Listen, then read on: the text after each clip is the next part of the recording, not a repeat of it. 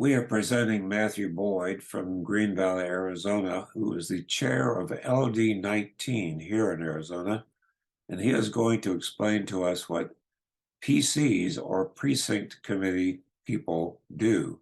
So Matthew, could you please take it away? Yeah, hi. Thanks, Paul. I appreciate the introduction. As Paul said, I'm chair of LD19. LD19 is the legislative district for Arizona, and is specifically for the Arizona legislature. And that is a senator and two representatives go to the state legislature from our area. Now, obviously, there are other offices that get elected there, but specifically LD19 is formed for that purpose.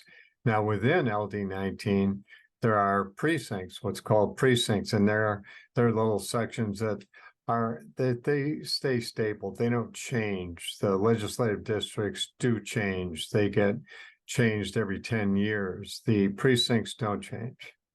So really what I'm looking at right at the moment are the precinct committee persons who are available in our legislative district.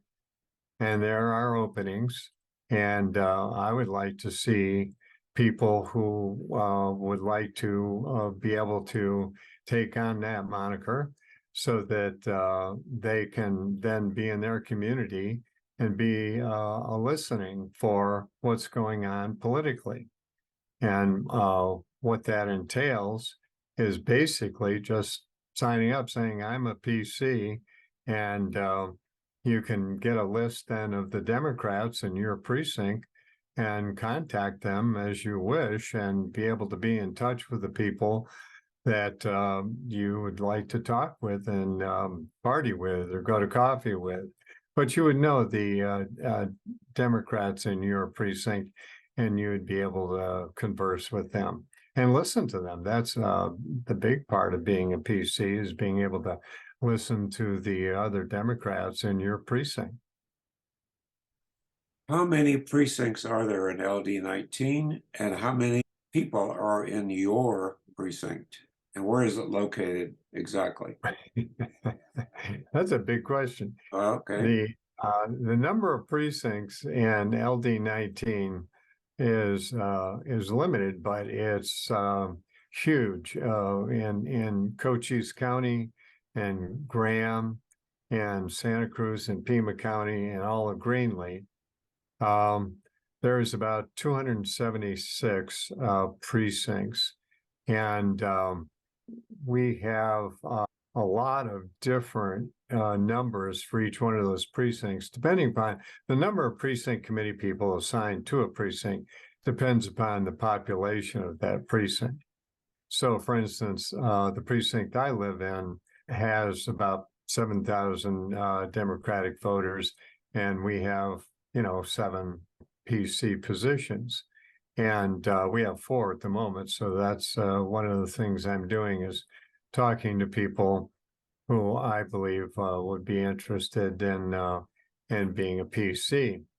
So in the other counties, there are a fair number of openings, and I'm trying to get out there and talk to the people who would be willing to be listening in their precinct and be a precinct committee person doing that.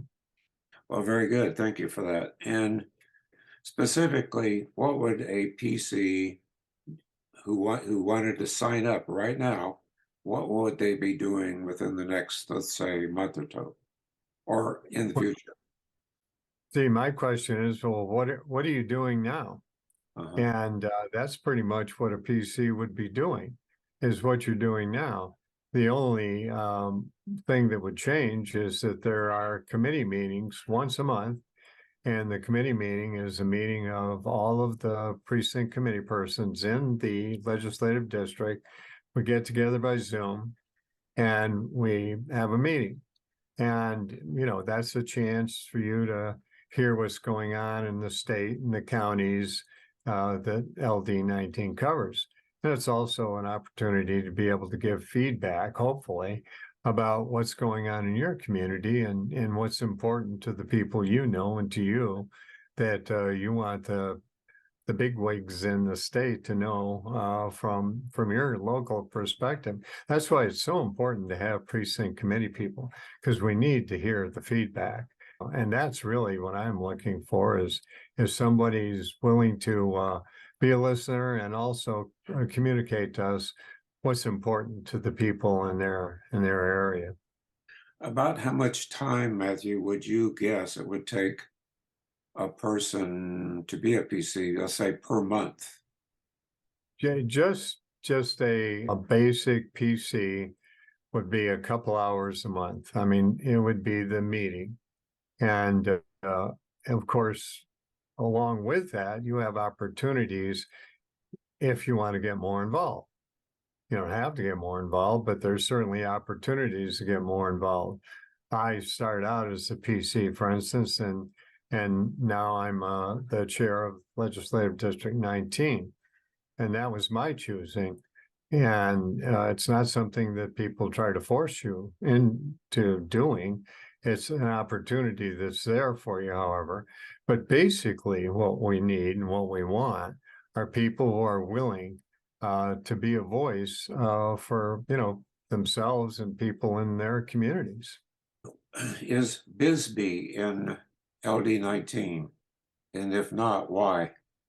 Yeah, well, that's a good question. Bisbee ought to be in LD 19 because it's part of Cochise County, and it's been carved out by redistricting, by gerrymandering, and they slid along the bottom of the state and over and grabbed Bisbee because it's a heavily active Democratic area, and they didn't want it in this legislative district, and which makes our district very difficult and very challenging. It's not impossible, but it is more challenging because they took Bisbee and put it over into LD 21. And that one already had more than enough. I mean, gerrymandering is a terrible thing. It really removes the opportunity for representation and for voting for somebody that you really care about. But it's been done, and we have this for the next 8 years now, 10 years.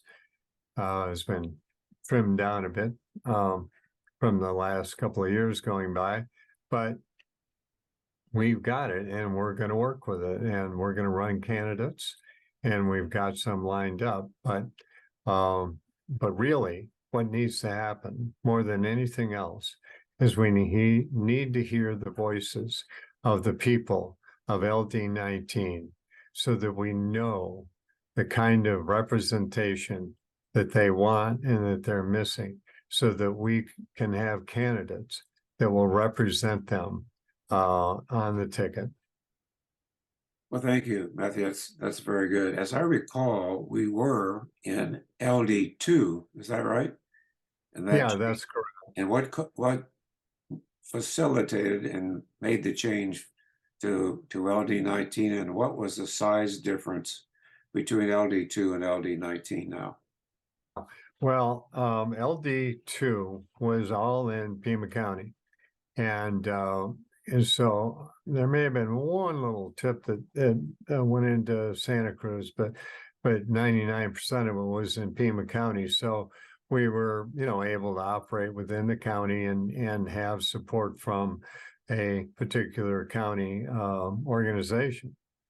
But now with LD 19 having been sufficiently gerrymandered into 5 counties. So we've got some of Pima County, we've got most of Cochise County, a tiny bit of Santa Cruz, most of Graham County, and all of Greenlee County.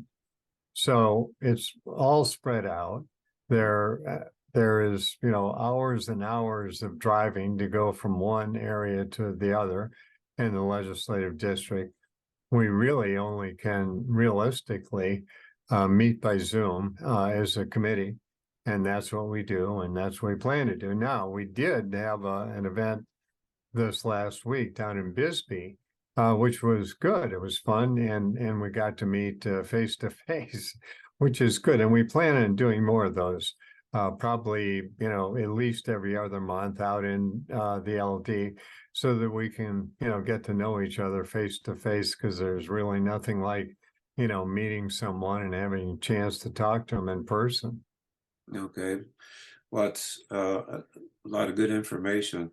Matthew, you may or may not know, but who is behind this redistricting? Why did it change so drastically? Well, Give me an answer the on way that. it's supposed to work is that you're supposed to have two Republicans and two Democrats chosen to be on the committee, and then one independent. Well, as it turns out, the independent was someone who had donated money to Governor Ducey's campaign. So we know, and in fact, she even wore a red shirt to every meeting. We know that she's really Republican. And so the whole thing got skewed to favor the Republicans. And that's what happens. And people say, oh, well, both parties do it. Well, maybe they do, maybe they don't, but that's not the way it's supposed to happen. It's supposed to be an independent commission that actually does fair, competitive districts throughout the state, so everybody has a chance to be represented. Okay, well, you've given us a lot of really valuable information. Do you have any final thoughts you can think of that you might have forgotten? Well, this is my thought. What are you doing now with our representative government? Whatever you're doing, would you like to talk or meet with other Democrats in your neighborhood? And would you like to be acknowledged for what you're doing? Because the truth is, most of the people that I come across in my meeting of various Democrats in our LD is they're already doing something, but they're not getting the acknowledgement for what they're contributing. I'd like to see you get acknowledged for it. And you'd just be basically doing what you're doing right now, but you'll be getting the acknowledgement for it. And thanks for contributing to our democracy, being a PC. Okay. All right. So last thing is, Matthew, how would they contact you if they're interested in becoming a PC? Yeah, well, the best way to go forward is to either email me at mboyd, BOYD, 4347 at gmail.com.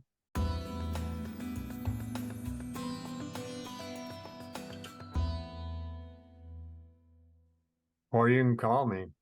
It's 480-239-6809.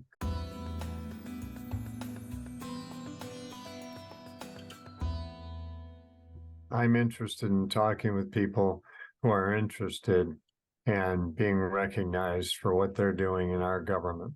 Thank you.